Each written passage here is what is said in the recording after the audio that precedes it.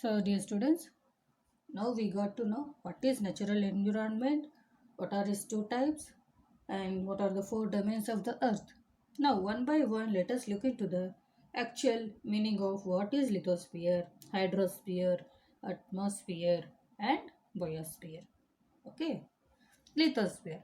Coming to the lithosphere, basically our earth is formed with the three layers: crust, mantle, core. So the uppermost solid layer of the earth is lithosphere. What we are living now, the topmost layer of the earth is lithosphere. We call it as lithosphere. The uppermost solid layer of the earth is called lithosphere, or we can call the crust part of the earth is called lithosphere. Keep it in mind, lithosphere, or we can tell crust. So the uppermost solid strong layer of the earth is called lithosphere, or we can call it as crust. For your reference, you just keep it as crust.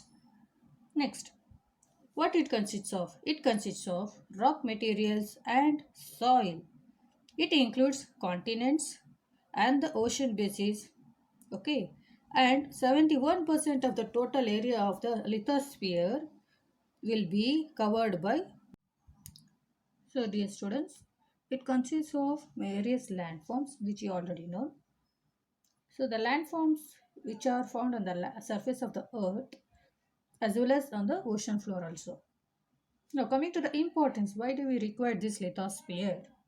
Without lithosphere, we cannot survive on the earth for the human being. So, it consists of rocks and minerals which are useful to us. It provides land basis for what and all purpose, like building houses, for the construction of houses, roads, factories, soil for the culture. Without the soil, how can we grow the crops? So for all these activities, we required land as a major basis, major source. So lithosphere is very important for all these activities. Okay. So, dear students, we already said, as I said, there are four domains of the earth. Lithosphere, we got to know, that is about the land. Now we'll study about the water, that is hydrosphere. So these hydrospheres are present in the three forms. One is we'll have the solid, that is glaciers which are obtained from the mountains part. Next, liquid, that is water bodies or the underground water. Here the water bodies is over seas, rivers, lakes. Next, underground water, with the water which are going to get from beneath the below the surface of the earth, that is underground water. Next, gas which are present in the form of water vapor in the atmosphere. Generally, the water we can have in three forms. One is solid, that is glaciers in the ice forms. Next, liquid, that is water bodies contains oceans, seas, rivers, lakes. Underground water beneath the surface of the earth, that is underground water. Next, gas comes under as a water vapor in the atmosphere. So generally, the hydrosphere or the water will be available for us in the form of solid, liquid, and gas. Okay. Now we'll know about the uses of hydrosphere or the water, in what way the water is essential or the important to us, in which and all kinds or the forms. It supports, the first point is it supports all forms of life on earth. Exactly true. Without water, life can't be existed for a longer period of time. Without food, we can survive for a certain period of months, but without air we cannot live. In the same way, without water, any of the life which is existing on earth cannot live. So it supports all forms of life on the earth. All forms of life on the earth. Next, second point is used for domestic, agriculture and industrial purposes. Industrial, domestic and agriculture.